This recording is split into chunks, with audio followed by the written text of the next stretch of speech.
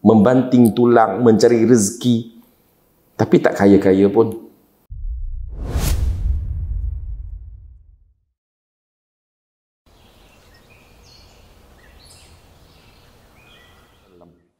Assalamualaikum warahmatullahi wabarakatuh. Tuan-tuan, puan-puan rahimakumullah ta'ala, alhamdulillah, segala puji bagi Allah Subhanahu wa ta'ala atas limpah kurnianya, atas bantuan inayah daripadanya. Kita berpeluang sekali lagi bertemu di surah Al-Fatih, perisi 15 Putrajaya pada malam yang mulia ini, 2 malam sebelum PKP semula. Alhamdulillah ala kulli hal. Baru nak berkuliah balik dah. Tak apa, insya-Allah mungkin ada hikmah yang besar di sebaliknya. Kita sebagai ahli sunnah wal jamaah, apa sahaja yang datang yang baik, yang ma'ruf daripada ulul amri, kita kata sami'na wa ata'na. Itulah sifat orang beriman, sifat ahli sunnah wal jamaah. Kita senantiasa bersama-sama dengan ulul amri. Ulul amri ini luaslah skop dia. Ulul amri ini dari segi politik pentadbiran kerajaan ialah kerajaan kita lah. PM kita, kabinet kita, parlimen kita. Urusan-urusan keagamaan, urusan-urusan kerohanian ialah para ulama kita. Mereka lah ulul amri. Ya. Jadi di kalangan keluarga pula, ya, suami-suami lah, bapa-bapa lah ulul amrinya. Begitulah juga seterusnya dalam setiap organisasi, setiap entiti ada ulul amrinya masing-masing. Jadi kita bersama-sama dengan ulul amri kita, pemimpin kita, sami'na wa ata'na, dan kita doakan semoga Allah Subhanahu wa taala mengangkat musibah ini, memberikan kita jalan penyelesaian, jalan keluar daripada kemelut yang kita hadapi sekarang, dan kita hendaklah sentiasa berdoa dan jangan berputus asa daripada berdoa. Dan berkaitan dengan tajuk topik kita berkenaan tazkiyatun nafs, 10 prinsip penyucian jiwa. Kita masih lagi dalam bab yang berkaitan dengan doa. Bercakap tentang doa, kita masih lagi dalam bab berkenaan dengan doa. Iaitu bab yang kedua, prinsip yang kedua dalam penyucian jiwa. Ya, prinsip nombor 2 dalam penyucian jiwa iaitu ad-doa. Doa miftahu zakatin nufus. Doa adalah kunci kepada penyucian jiwa. Kunci. Ya, yang pertama ingat tak apa dia? Tauhid. Tauhid itu prinsip yang pertama. Tidak boleh tidak, nak masuk Islam kena tauhid dulu. Nak masuk Islam, nak jadi seorang muslim, ya, sebelum menjadi seorang mukmin hendaklah dia seorang muslim. Ya, sebab itulah Jibril alaihi salam bila ditanya daripada Nabi kita, ya Muhammad akhbirni anil Islam, dia tanya Islam dulu.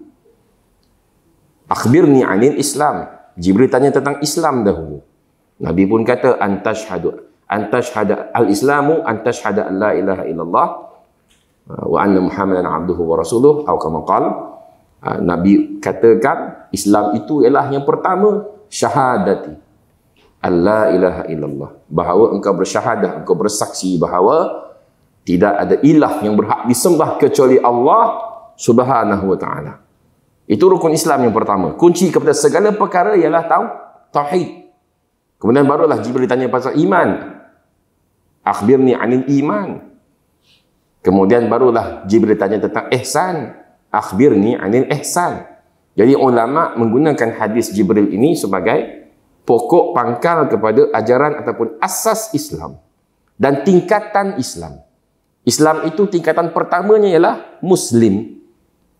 Ya, Nabi kata pada orang yang orang Arab, aslim taslam. Aslim, kamu jadilah Islam, kamu akan selamat. Aslim taslam. Wah, Nabi Ibrahim alaihi salam adalah seorang Muslim.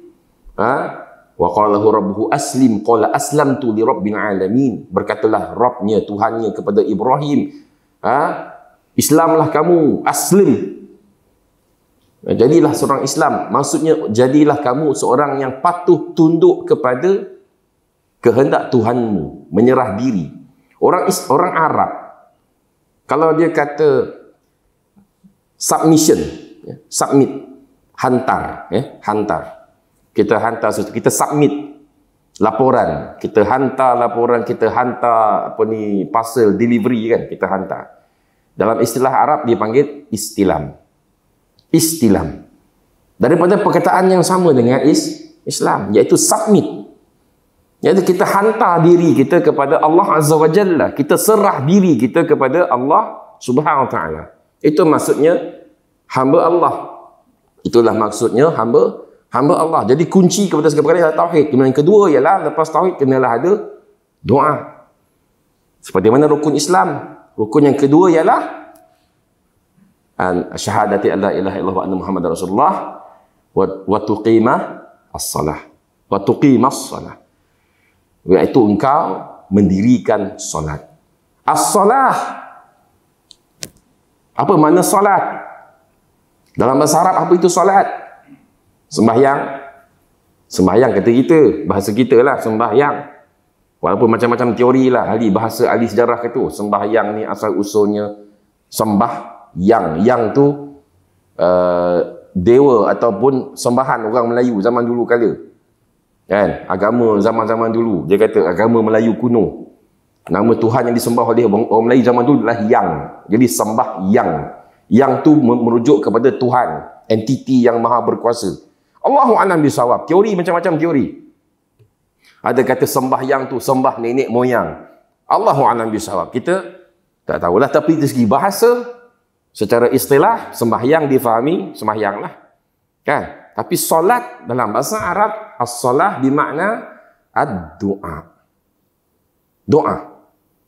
Ya, sebab tu selawat ialah doa. Selawatlah ke atas Nabi, sallu ala Nabi, bermaksud berdoalah ke atas Nabi. Berdoalah ke atas Nabi sallallahu alaihi wasallam. Kenapa disebut solat itu solat yang membawa maksud ad-doa? Kenapa? Sebab as-salah mengandungi doa. Solat itu mengandungi doa. Daripada takbiratul ihram sehinggalah salam. Daripada takbir sampailah taslim. Keseluruhan solat itu ialah doa. Allahu Akbar, takbiratul ihram, rukun pertama. Ataupun rukun kedua kan, lepas niat. Niat, kemudian takbiratul ihram, Allahu Akbar, itu adalah doa. Tapi Ustaz, kita kata Allahu Akbar, Allah Maha Besar, macam mana pula jadi doa? Jadi istilah, definisi doa itu kita kena perjelas. Doa ni bukan semata-mata, Ya Allah, kurniakan aku kelapangan. Ya Allah, kurniakan aku rezeki. Itu doa. Tetapi bukan semata-mata itu bentuknya. Doa ini ada dua kategori. Tuan-tuan puan-puan. Kita out of the box sikit. Tapi masih berkaitan tentang doa. Apa dia? Doa ini ada dua kategori. Iaitu yang pertama, ad-doa ataupun doa yang diertikan ataupun yang dikategorikan sebagai doa ibadah. Doa ibadah. Yang kedua, doa masalah. Doa ibadah dan doa masalah. Apa maksud ad-doa? Doa ini dari segi bahasa ialah seruan. Sebab itu disebut dakwah. Dakwah, apa maksud dakwah? Kita seru orang tu tak? Kita seru orang kepada Islam. Kita seru orang kepada memahami Quran, memahami hadis. Kita dakwah.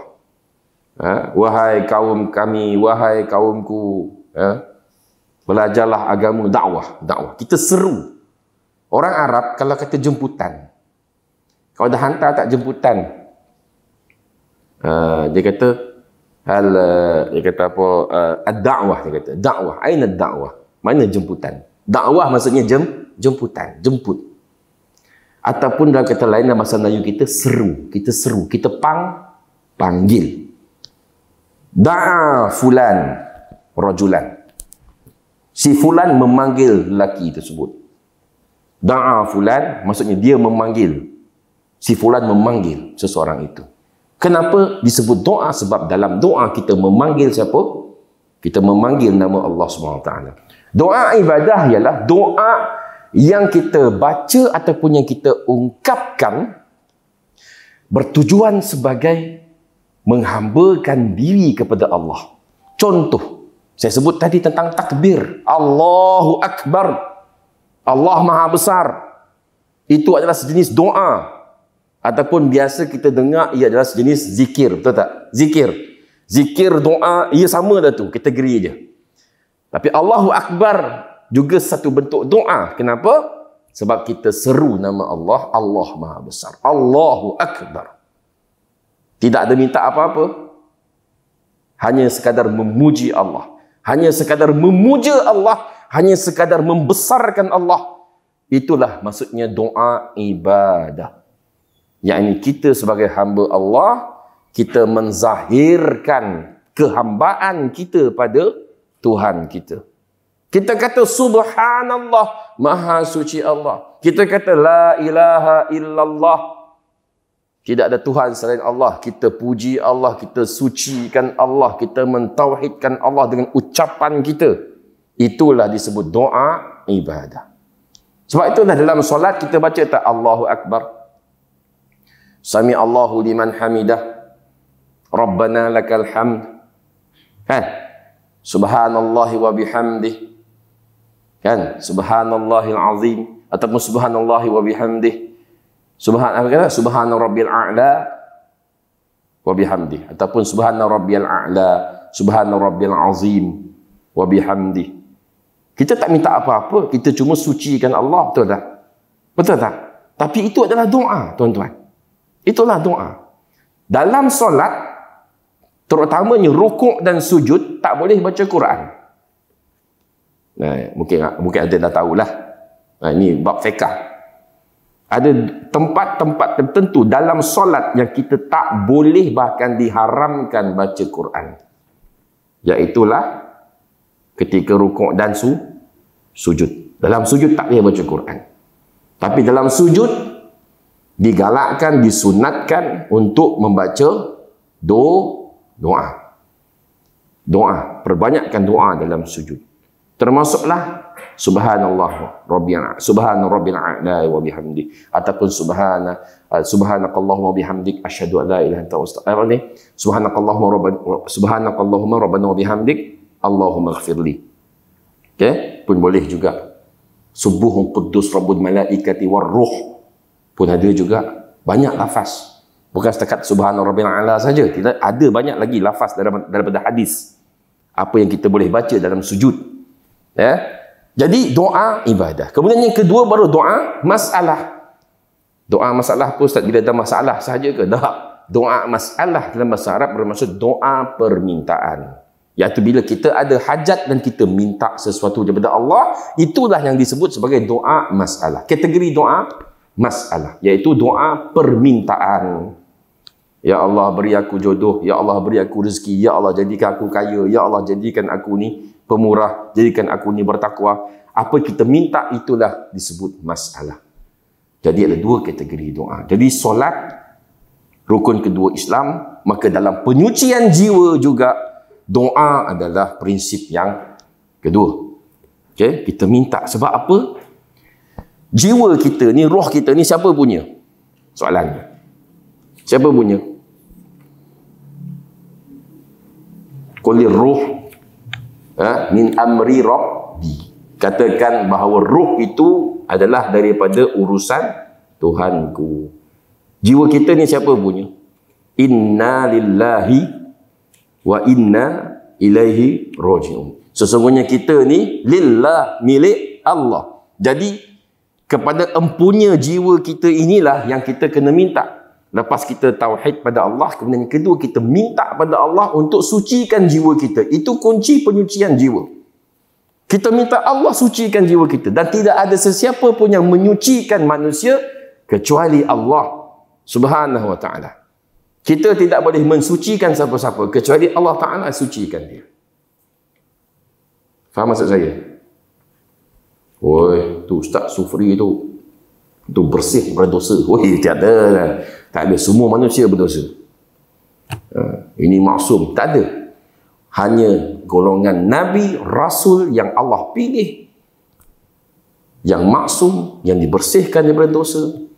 Hanya orang-orang yang Allah sebut, contoh dalam Quran, Allah sebut tentang Luqman, Allah sebut tentang hamba-hambanya yang soleh.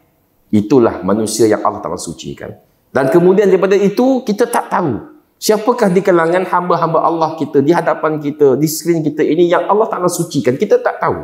Sebab itu kita tidak mensucikan siapa-siapa. La nuzakki. Kita tidak mensucikan sesiapa. Ahadan illa. Kecuali siapa yang Allah Ta'ala sucikan. Okay? Jadi kita minta kepada Allah, ya Allah, sucikanlah jiwaku. Dan kita dah sebut doa. Banyak kali kita dah baca doa ni. Antara doa yang Nabi SAW sebut iaitu Allahumma ataupun ya muqallibal qulub sabbit qalbi ala dinik. Wahai Tuhan, ataupun wahai yang maha membolak-balikkan hati, okay, tetapkanlah hatiku di atas agamamu. Muka surat 30 daripada Mutarrif bin As-Sikhir. Katanya, aku terkenangkan apakah yang menghimpunkan segala kebaikan.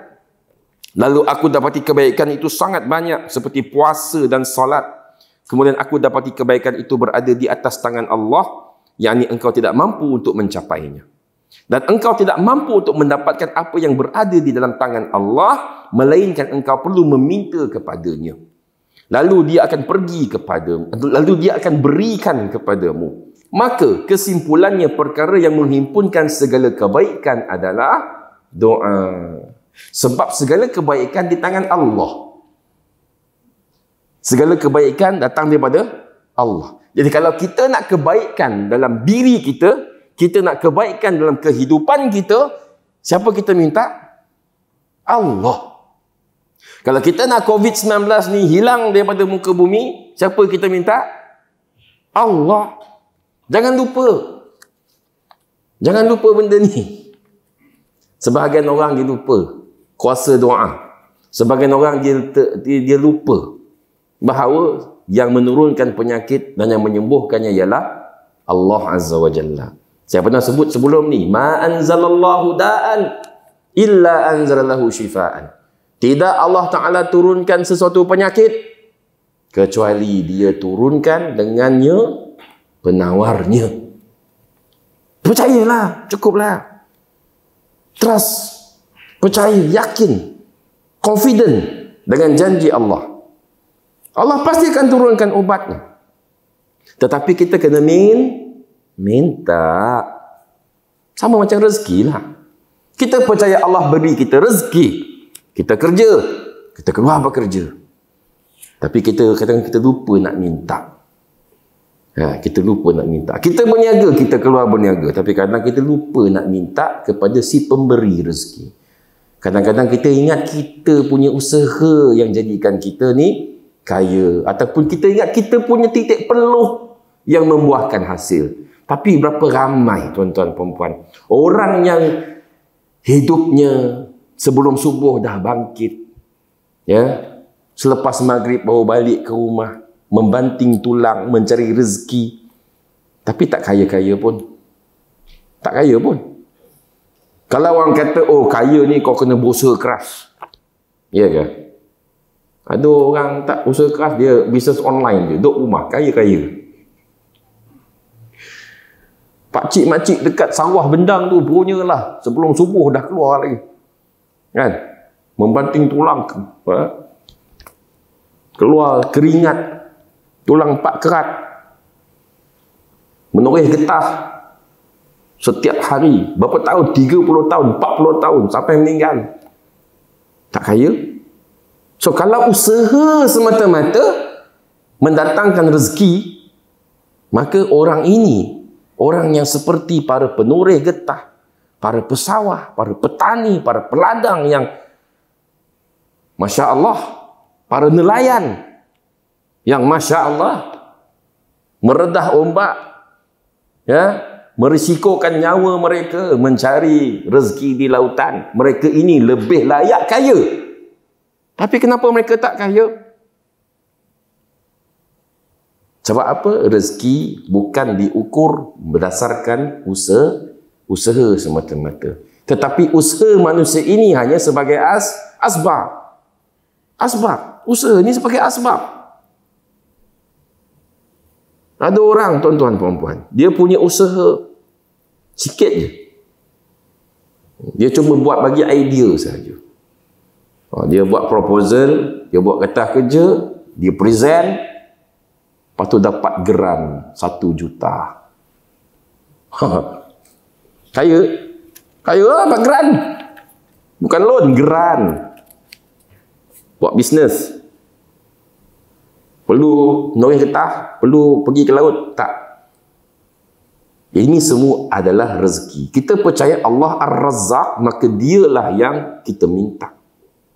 Tidak dinafikan, ada juga petani yang dapat durian runtuh. Betul tak?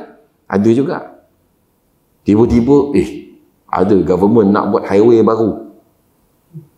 Kan? Tanah dia pula kebetulan, laluan highway. Government bagi pampasan. 200,000, 300,000, 1 juta dan sebagainya. Nampak tak? Ini semua adalah rezeki. Siapa yang bagi? Allah. Kita sebagai manusia cuma usaha. Sama juga dengan tazkiyatun nafs, penyucian jiwa. Kita berusaha, tuan-tuan. Ke masjid, ataupun kita solat malam, kita berzikir, berdoa, baca Quran, datang kuliah, belajar. Tapi siapa yang empunya jiwa, siapa yang empunya hati ini yang akan membersihkannya, yang akan menjadikannya bertakwa? Allah Subhanahu wa ta'ala. Allah Ta'ala. Okay, sebab itu kena doa. Hatta Nabi SAW sentiasa memperbanyakkan doa ini di hadapan para sahabat. Ya muqallibal qulub, sabbit qalbi ala dinik. Sahabat pun tanya pada Rasulullah, ya Rasulullah, kau sering baca doa ini ya Rasulullah. Tapi kami percaya engkau seorang Nabi yang maksum. Tapi adakah engkau membaca ini sebenarnya kau nak ajar kami? Kau nak ajar kami cara berdoa? Ya, betul. Kerana sesungguhnya, Nabi kata, innal quluba baina asbi'ain min asabi'illahi azza wa jalla yuqallibuha. Bermaksud, sesungguhnya hati-hati manusia ini berada di antara 2 jari daripada jemari Allah azza wa jalla, dan dia membolak-balikkannya. Hati kita ni di antara 2 jari, di antara jari-jari Allah. Hanya Allah Ta'ala yang maha mengetahui hakikatnya. Tetapi yang penting, Allah Ta'ala yang kontrol hati kita. Dia nak jadikan orang itu dapat hidayah, ataupun dia nak jadikan orang itu sesat, dia punya kerja. Sebab itu kena sentiasa berdoa.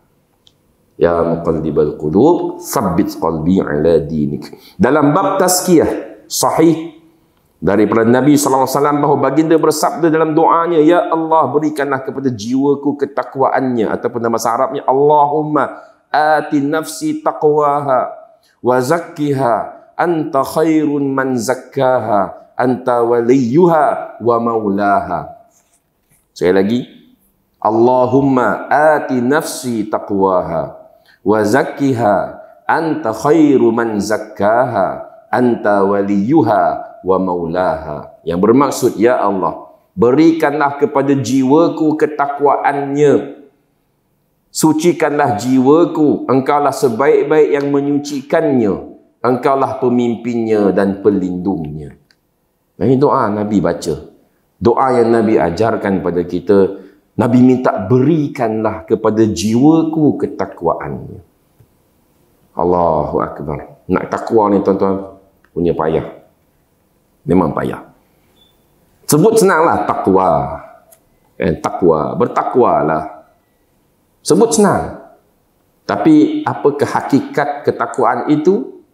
Kata Umar bin Al-Khattab, ataupun Umar Al-Khattab bertanya kepada seorang sahabat, bagaimana itu takwa? Maka jawab sahabat ini pada Umar, ya Umar, apa pendapatmu kalau engkau berjalan di atas satu jalan yang penuh dengan duri? Ada satu jalan, laluan, yang penuh dengan duri, maka bagaimana engkau nak merintasinya? Maka kata Umar, oh sudah tentu aku akan berhati-hati. Aku akan melangkah dengan berhati-hati. Aku akan mengelak segala duri-durinya. Supaya kaki aku tak cedera, tak luka. Maka begitulah takwa. Bermaksud kita berusaha sentiasa berhati-hati mengelak daripada segala larangan-larangan Allah Subhanahu wa ta'ala agar kita tidak terjerumus ke dalamnya. Subhanallah, betapa susahnya untuk bertakwa. Can you imagine? Tuan-tuan perempuan, ada perempuan kat sini? Ke semua lelaki? Ada. Tuan-tuan perempuan yang dikasihi Allah SWT sekalian. Betapa susahnya untuk bertakwa. Lebih-lebih lagi pada zaman kita. Lebih-lebih lagi pada zaman kita. So apa zaman media sosial? 26 juta rakyat Malaysia main Facebook.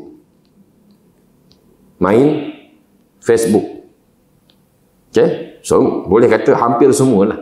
Hampir semua rakyat Malaysia 26 juta. Itu statistik Januari tahun 2020. Tahun lepas. Januari tahun lepas. Tak tahu tahun ni lah. 26 juta.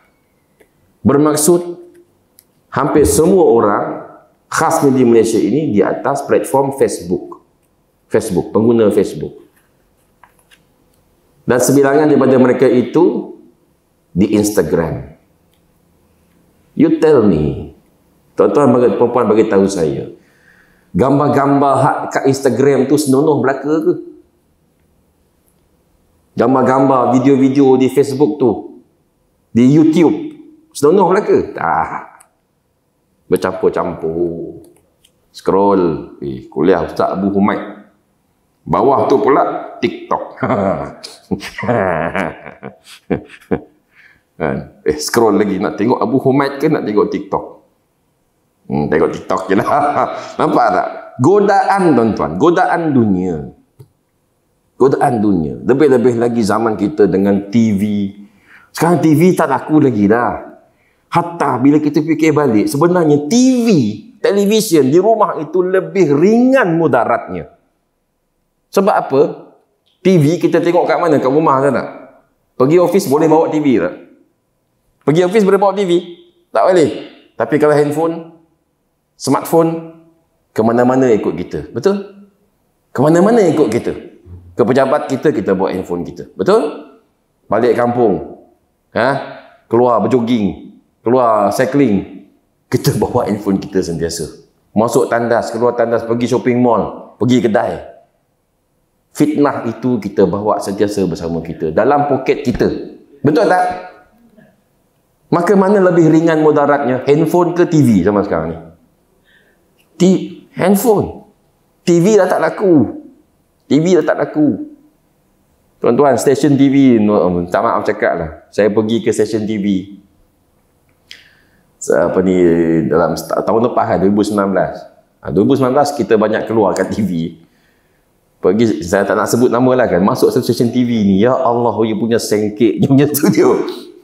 Sengkit tuan-tuan, sengkit. Apa maksud sengkit? Ya Allah, dia punya peralatan dia. Kenapa stesen TV ni macam ni sangat? Rupa-rupanya sebab orang dah tak tengok TV lagi dah. Sponsor dah tak banyak. Periklan orang nak tayang. Tak ada. Sebab apa? Sebab realitinya majoriti rakyat berada di platform media sosial. Instagram, Facebook, YouTube. Di situlah advertiser akan pergi. Betul? Itu hakikat. That's why TV sekarang ni dah tak laku. Yang laku ialah media sosial. Okay? Jadi tuan-tuan perempuan sekalian rahimahullah ta'ala. Dalam doa ini terdapat isyarat dan peringatan yang menunjukkan bahawa penyucian jiwa itu hanya terletak di tangan Allah yang Maha mengetahui segala yang ghaib, dan bahawasanya kuncinya yang paling besar adalah doa dan pergantungan kepada Allah Subhanahu wa ta'ala. Dengan sebab itu, doa yang paling banyak diungkapkan oleh Nabi SAW adalah wahai Tuhan yang membolak-balikkan hati, tetapkanlah hatiku di atas agamamu, atau dalam lafaz yang original, ya muqallibal qulub, tsabbit qalbi ala dinik. Apabila seseorang hamba telah kuat keazamannya, benar keperluannya dan kefakirannya terhadap Allah, jitu harapannya, sedangkan dia pula tidak tergesa-gesa untuk dimakbulkan doa serta memilih waktu-waktu yang utama untuk berdoa, maka hampir-hampir sahaja doanya itu tidak akan ditolak. Apa maksudnya di sini? Apabila seorang hamba telah kuat keazamannya, sebab nak berdoa ni kena berazam. Kena berazam. Sebagaimana kita nak apply air sinar, berusaha kita berbaris di KJPSP, tu betul tak? Berusaha, berazam dia, aku nak apply air sinar ni. Awal-awal pagi dah kan, subuh-subuh lagi dah kita dah berbaris di kaunter ataupun di pejabat KWSP. Biarlah apa pun, panas ke, hujan ke, betapa panjang pun dia punya queue, kita tak peduli. Kita dah berazam, betul tak? Begitu juga dengan doa. Kita dah berazam, aku nak minta something pada Allah, aku berazam, aku nak dapatkan benda tu, dan aku akan minta dengan Allah Subhanahu Wa Taala. Sebab itu Nabi kata dalam satu hadis, Nabi kata apa? Ud'u rabbakum, ataupun ud'u Allah wa antum muqinuna bil ijabah. Kamu mintalah pada Allah dalam keadaan kamu yakin Allah akan jawab. Kita yakin Allah akan jawab. Itu kunci utama. Subhanallah, subhanallah, subhanallah. Saya dah pernah cerita kan? Pengalaman dengan doa ni macam-macam. Keajaiban berlaku. Jitu benar keperluannya dan kefakirannya terhadap Allah. Maksudnya betul-betul dia memerlukan benda tu. Dia betul-betul perlu.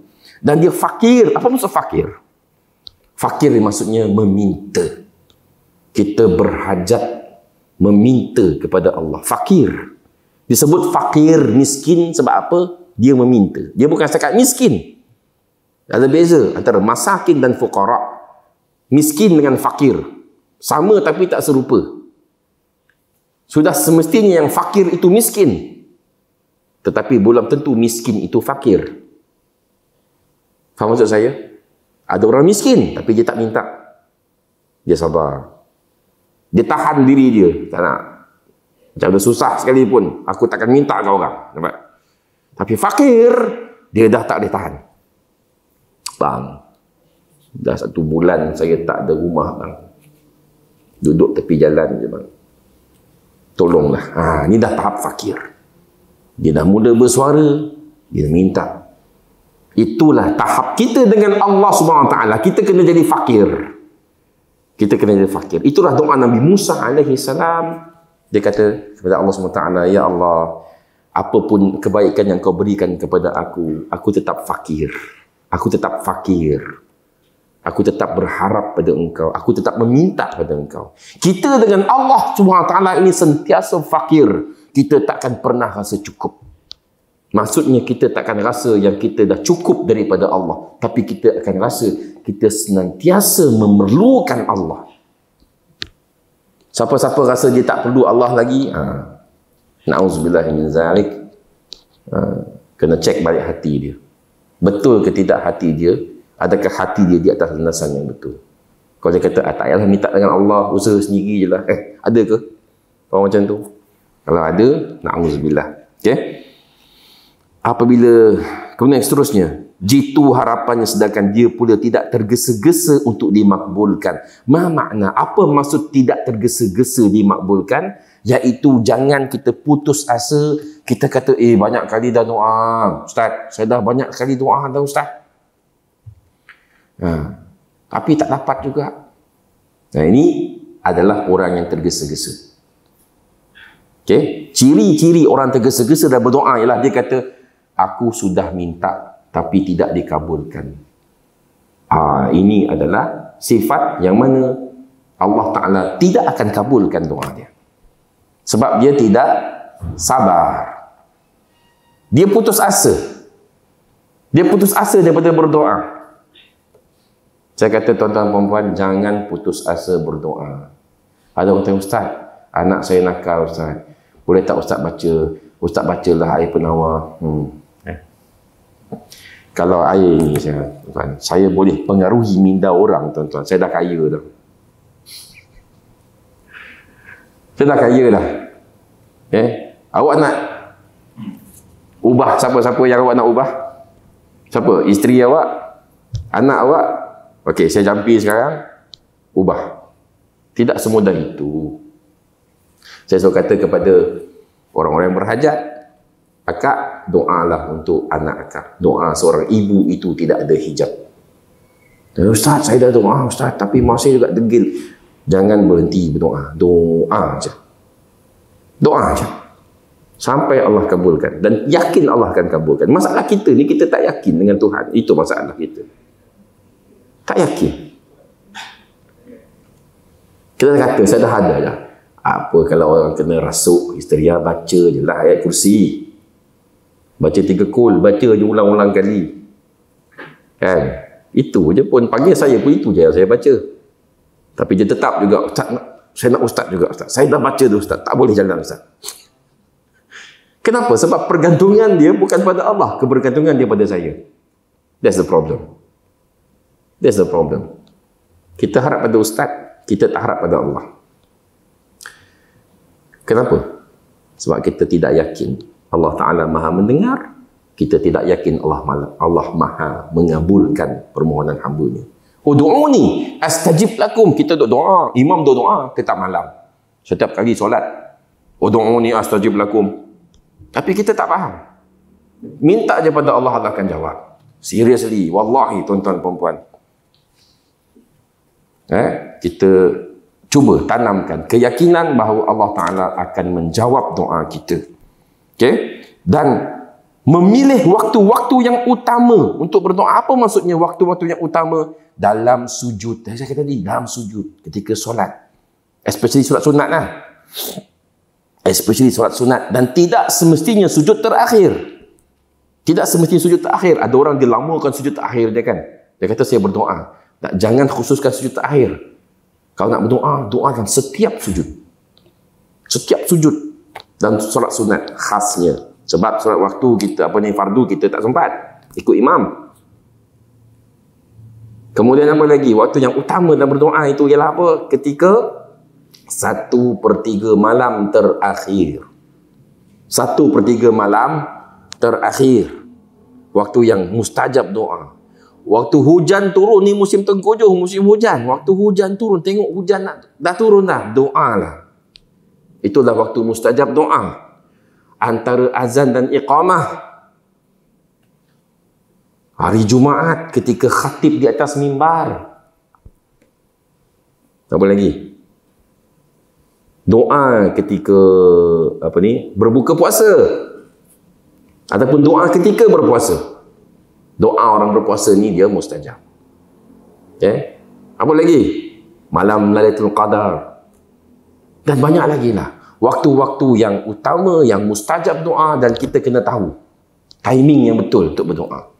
Hari Jumaat, lepas asar, sebelum maghrib, itu juga saat yang mustajab doa. Tapi itu yang ramai kita lengahkan, ramai kita lalaikan tuan-tuan. Kita sibuk apa? Sibuk nak balik kampung. Betul tak? Oh, lepas nak balik kerja ni tuan, terus nak balik. Kita lupa nak berdoa. Petang Jumaat. Setiap kali Jumaat, petang je mesti jam. Saya pelik tu. Kenapa? Setiap kali petang Jumaat, mesti jam. Hari lain pun orang kerja juga kan. Tapi kenapa tak jam macam hari Jumaat? Itu yang saya pelik. Kita gagal untuk memanfaatkan waktu itu.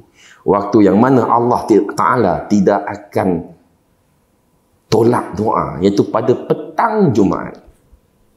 Antara tempatnya. Ya.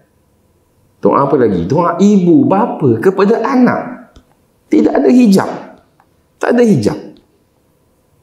Sebab itulah sentiasa doa yang baik-baik untuk anak-anak kita. Ya, tuan-tuan dan puan-puan. Doa.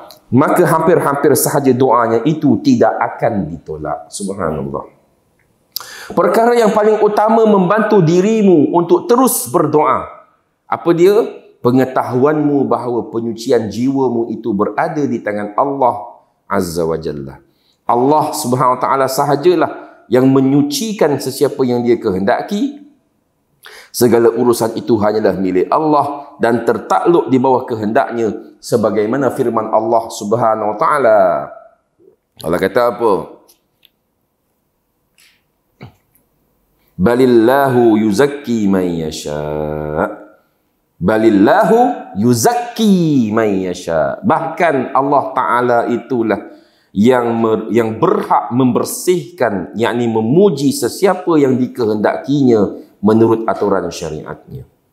Firman Allah lagi, walaula fadlullahi alaikum wa rahmatuhu ma zaka minkum min ahadin abada walakinnallaha yuzakki man yasha. Dan kalaulah tidak kerana limpah kurnia Allah dan rahmatnya kepada kamu, nescaya tidak ada seorang pun antara kamu yang dibersihkan daripada dosanya selama-lamanya. Allahu Akbar. Akan tetapi Allah membersihkan sesiapa yang dikehendakinya menurut undang-undang dan peraturannya. Dan ingatlah Allah Maha mendengar lagi Maha mengetahui. Ya, Allah Ta'ala sahaja yang berhak untuk menyucikan siapa dia kehendaki. Jangan perasan lah. Maksudnya kita ni jangan perasan yang kita ni suci. Jangan rasa kita ni bersih daripada dosa. Jangan rasa kita ni dah banyak tahajud. Oh, aku ni tetap malam dapat tahajud. Oh, kan? Ni bahaya tuan-tuan. Bahkan Ibn Qayyim Al-Jawziyah rahimahullah ta'ala dia kata apa? Ada orang masuk neraka, ada orang masuk syurga sebab zina. Dan ada orang masuk neraka sebab solat malam. Sebab solat tahajud. Kenapa? Sebab orang yang berzina boleh jadi dia bertaubat pada Allah, bersungguh-sungguh taubat nasuha, dan Allah terima taubatnya dan dia masuk syurga. Tapi ada orang solat tahajud setiap malam, tapi boleh jadi dia rasa ujub, dia rasa bangga diri kerana ibadahnya itu, sehingga Allah Ta'ala campakkan dia dalam neraka. Wal-iyazubillah. Na'udzubillah min zalik. Lepas tu Ustaz tak payahlah kita solat malam Ustaz. Tak, bukan itu maksud hadis ni. Maksud hadis ni ialah beribadah pada Allah tetapi sentiasa tawaduk. Tawaduk pada Allah SWT. Okay? Baik, malam ni kita azan sambung balik ke tak? Azan lepas tu sambung balik sikit. Okey. Kita berhenti untuk azan.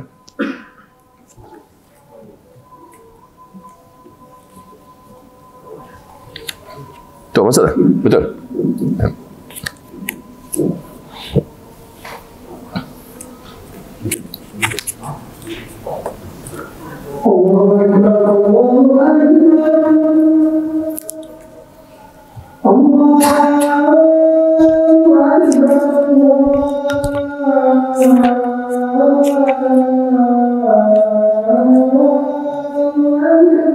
Allahu Akbar, Allahu Akbar.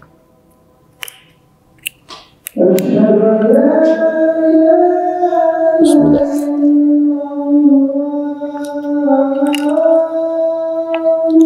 Asyhadu an la ilaha illallah.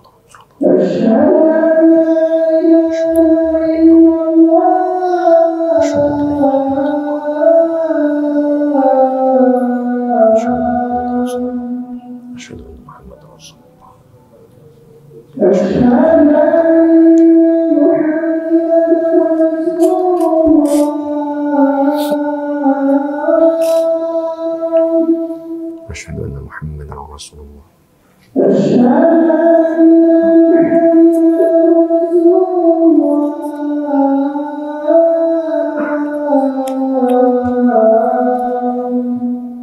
Asyhadu anna Muhammadar Rasulullah.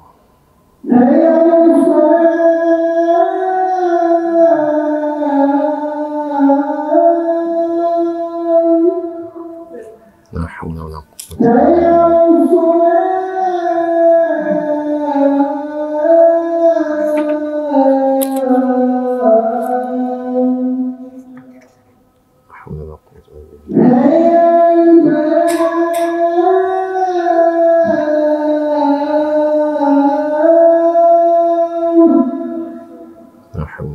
quwwata illa billah.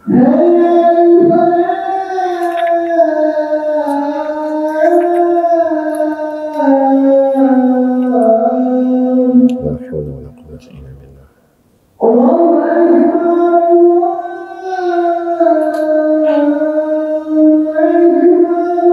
Allahu akbar, Allahu akbar.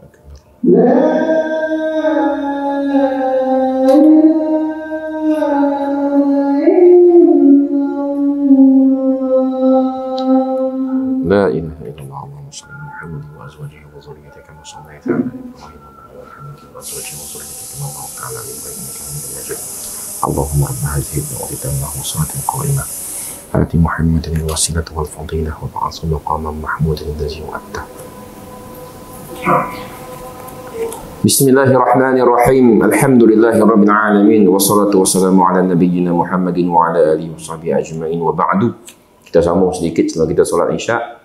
Ibnu Abbas radhiyallahu anhuma berkata ketika mentafsirkan firman Allah Ta'ala, nescaya tidak ada seorang pun di antara kamu dibersihkan daripada dosanya, iaitu ayat yang kita baca tadi. Dia kata apa? Ibnu Abbas kata apa?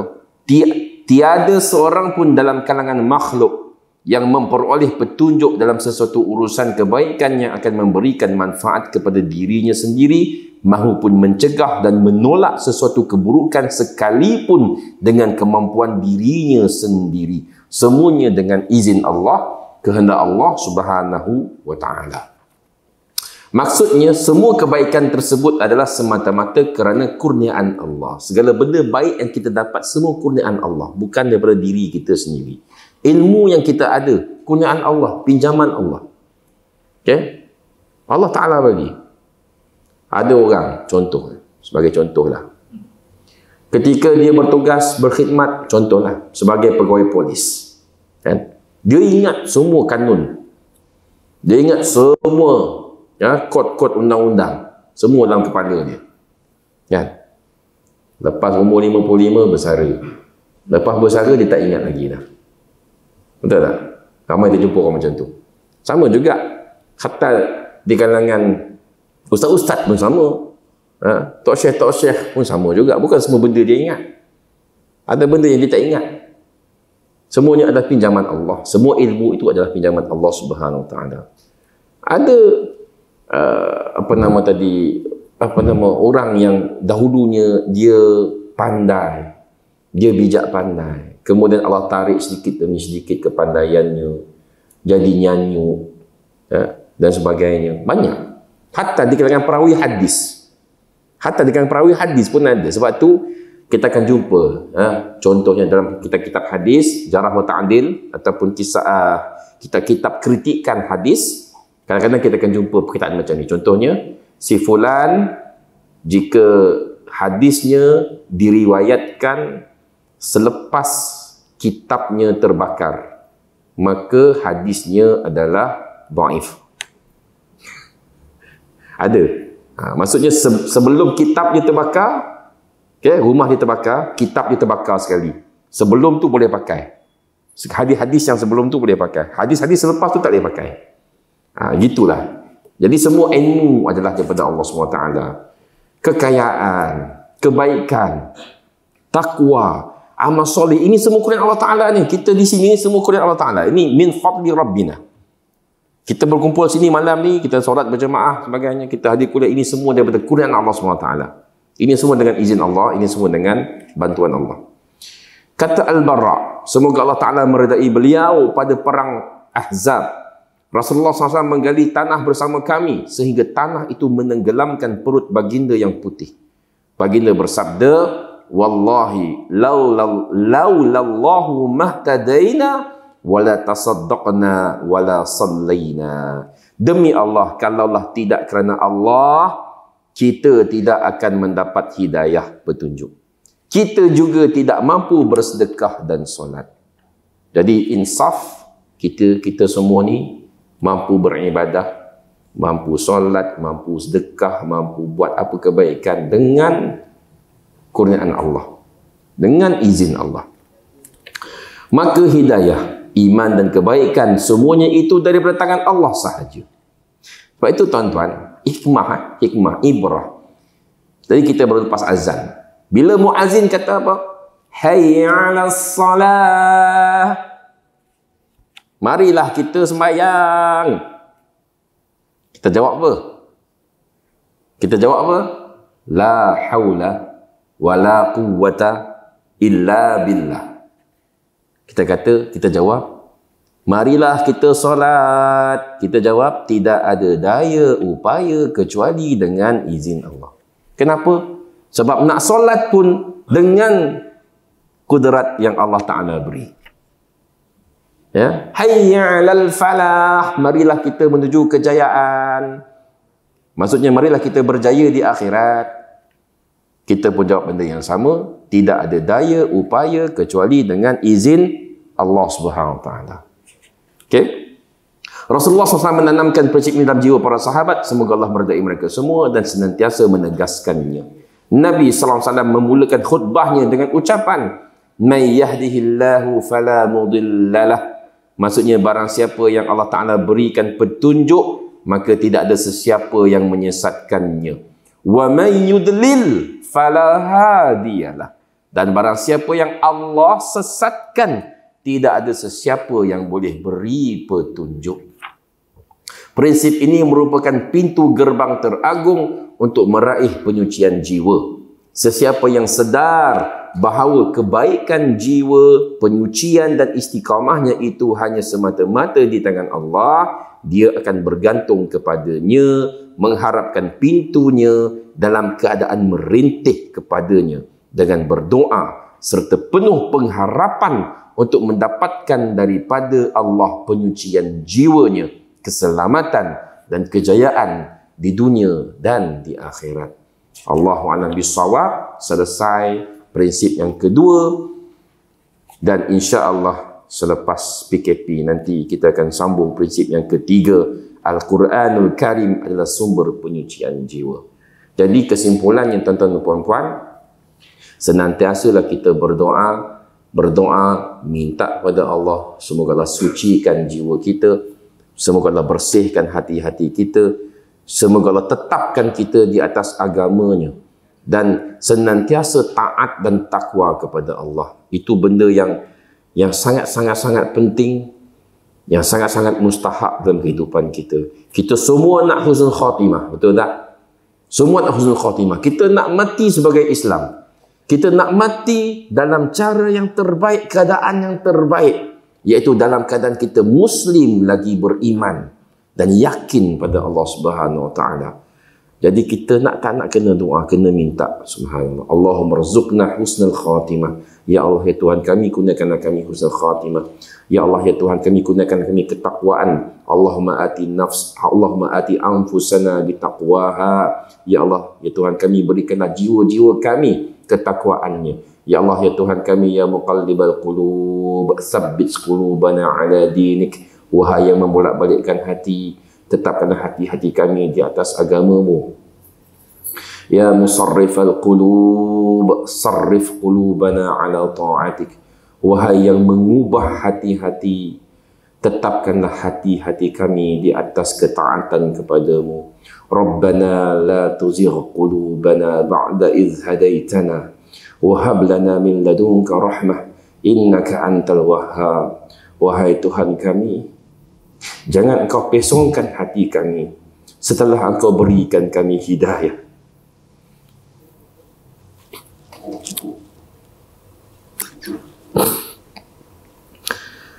Wahai Tuhan kami, jangan engkau pesongkan hati kami setelah engkau beri kami hidayah.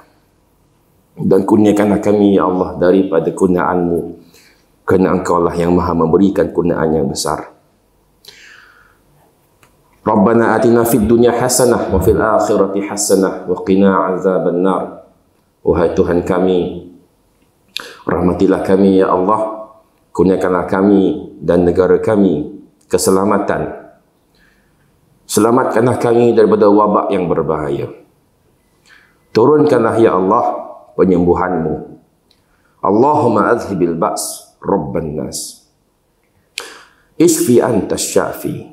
La shifaa illa shifauka, shifaan la yughadiru saqama.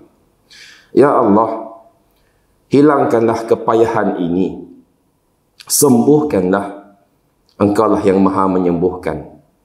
Tidak ada kesembuhan selain kesembuhan daripadamu, kesembuhan yang tidak ada, penyakit yang lain yang ditinggalkannya. Na'udzu bikalimatillahi tammati min syarri ma khalaq. Kami berlindung dengan Allah daripada kejahatan segala makhluknya. Ya Tuhan kami, kurniakanlah kami kemudahan dan kelapangan dalam segala urusan kami. Allahumma la sahla illa ma ja'altahu sahla wa anta taj'alul hazna idza syi'ta sahla.